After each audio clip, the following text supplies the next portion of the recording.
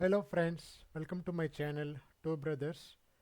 Today I'm going to explain about one of the important feature of indexes in SQL Server.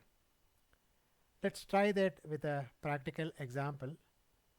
Most of the people thinks that the indexes are useful to retrieve the data faster, but we do have one other important usage, which is isolating the row when a concurrent transaction is happening.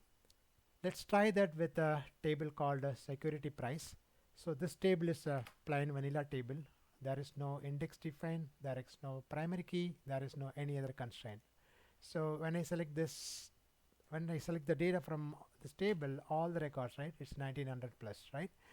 Okay, so now in order to differentiate the with index and then without index how the concurrent transaction is supporting, so I'm going to open a new session. um, so I have the new session here and I'm going to create a new transaction and trying to update a record with this particular criteria. Now on I go and select on the another session, right? It's not working. So if I even use some filter criteria, it's not working, right? So to overcome this problem, if we create an index on a column which is used on the where class, the problem will be solved. So I'm creating index on the symbol. You know what? It's not, right? So let me kill this one because the transaction is active, right? So let me roll back this. And now I'm going to create the index. I'm done this. Now just selecting everything. Of course I will get it right.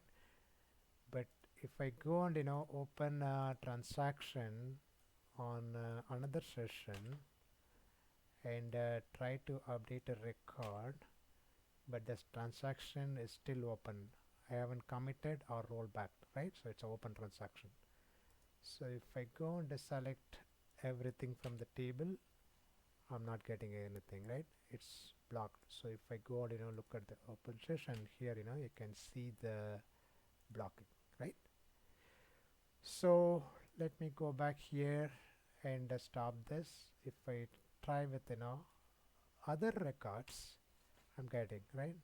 If I try with the record which is in the update statement, definitely I'm not going to, right?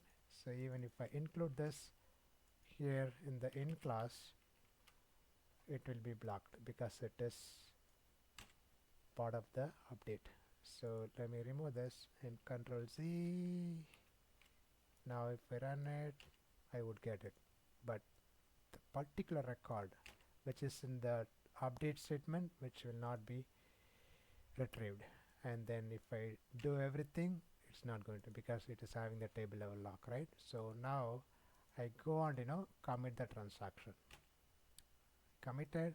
Now if I select everything, I'm going to get. If I select the filter, I'm going to get. Right? And also here you can see like there is no blocking. Everything is clear.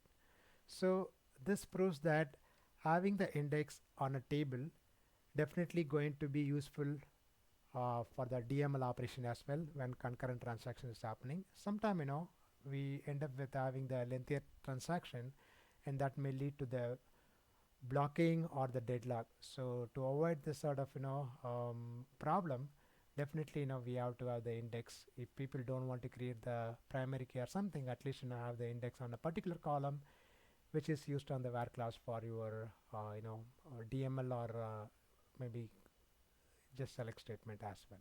Okay, hope you guys enjoy the video. Please add your comments on the comment section. I'll come up with another better video with good concept, or the one which I learned, and this one which I explained today, the index one, right? This is really working, and then I have implemented this in my project and it's been working for many years. Okay, thanks for watching my video. See you in the next video. Thank you. Bye.